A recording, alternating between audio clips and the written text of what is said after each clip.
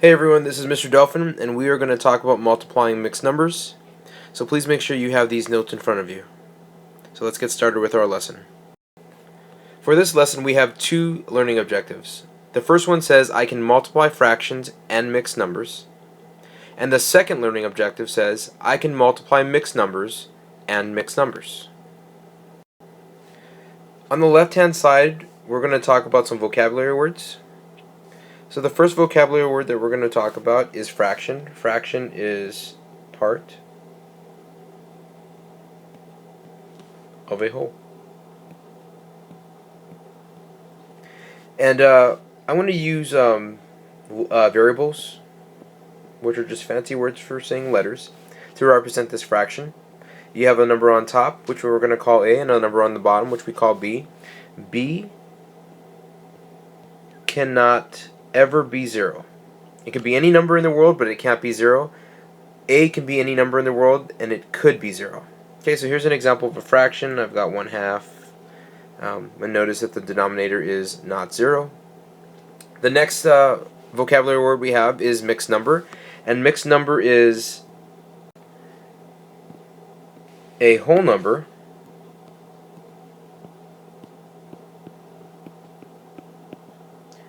and a fraction.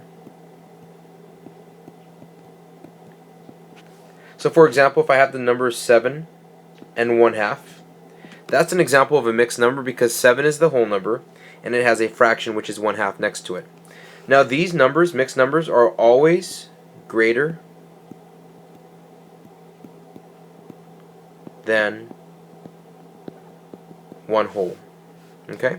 So improper fraction is the next vocabulary word, and what that is, your numerator will be larger, or is larger, than the denominator. So for example, if I have 15 as my numerator and 2 as my denominator, that is an improper fraction because the top number, numerator, is larger than the denominator. These numbers are greater than 1. Every single mixed number or improper fraction will be greater than 1. Okay, so on the right-hand side, let's talk about some of the key concepts. The first key concept says to multiply fractions and a mixed number, first write the mixed number as an improper fraction. So if I have the number 7 and 1/2, I can write that as an improper fraction, which becomes 15/2. And we'll talk about how to convert from mixed number to improper. Once you make that mixed number into an improper fraction, then just follow the rules that we talked about for multiplying fractions. Multiply the numerators,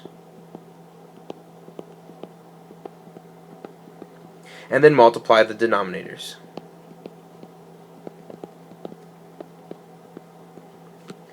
Before you're done with your problem, just be sure to reduce all your fractions. In order to do that, look for ways to cross-cancel.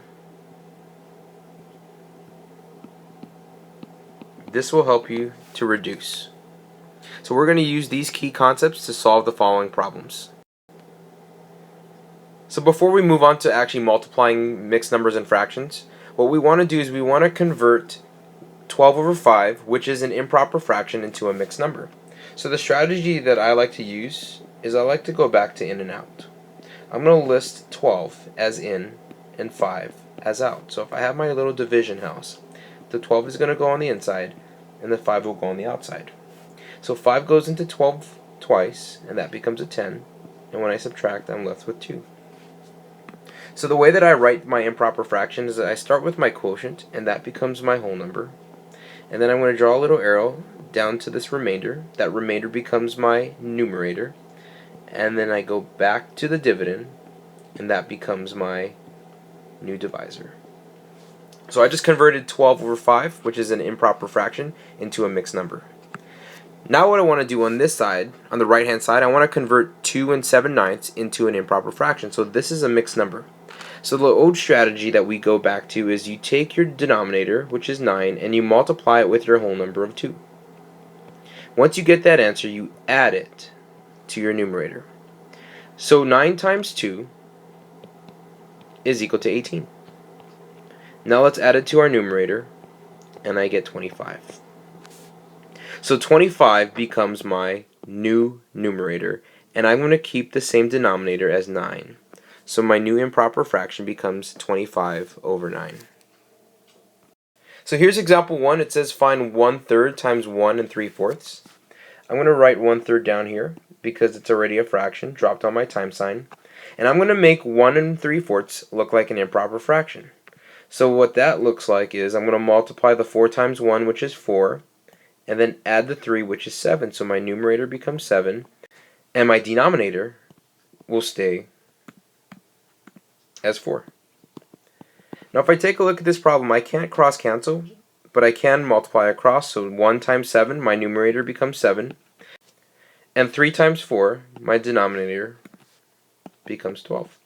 And you can't reduce 7/12 because nothing goes into them, so I'm going to keep my answer as 7/12.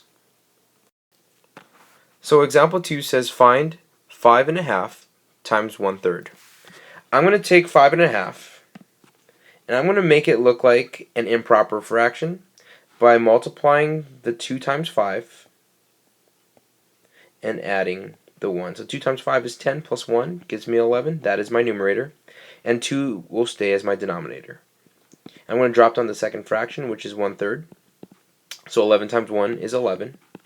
And 2 times 3 is 6. So that is one answer I would accept. Another answer I would accept is a mixed number of that. So I would do in and out. 6 goes on the outside. 11 goes. So 6 goes into 11 once. And you subtract, you're left with 5.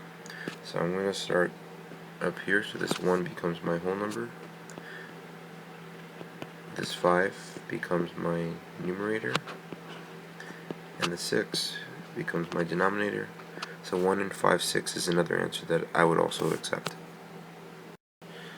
So let's go ahead and pause the video, complete the got it problems, and then play it back for some feedback.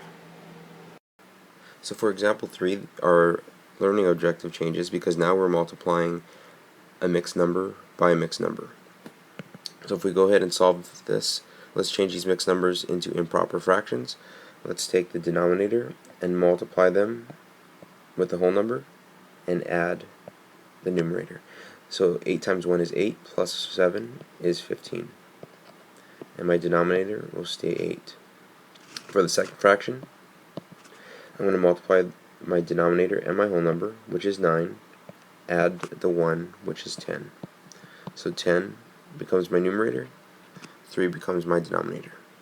So I could sit there and multiply the top numbers and the bottom numbers, but I don't want these really large numbers, so I can cross cancel to make my life a little bit easier.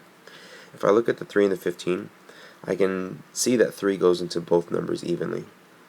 So I'm going to cross 3 out because 3 goes into 3 one time, and I'm going to cross 15 out because 3 goes into 15 5 times. Now if I look at the 8 and the 10, 8 can't go into 10 evenly, 10 can't go into 8 evenly. But if I think of another number, 2 can go into both numbers nice and even. So I'm going to cross out 8 because 2 goes into 8 4 times. I'm going to cross out 10 because 2 goes into 10 5 times. So now I have much easier numbers to work with. I can multiply across. So 5 times 5 on the top is 25, and 4 times 1 on the bottom is 1. So you could give me 25 over 4 as a final answer, or you can use in and out to make it into a mixed number. So 25 divided by 4, oops, it should be 25. 4 goes into 25 6 times, and that's 24. When I subtract, I'm left with 1. So if I draw my circle on this quotient, 6 becomes the whole number, this 1 becomes the numerator, and the 4 becomes the denominator. So the other answer I would accept is 6 1/4. So go ahead and pause the video, complete these guided problems and then play the video back for some feedback. So now that we've completed the lesson, go ahead and self-assess yourself to see how you feel about the lesson after it's done. If you feel like you're not a novice, go back and watch the video again, or write down some questions and we can talk about it in class tomorrow.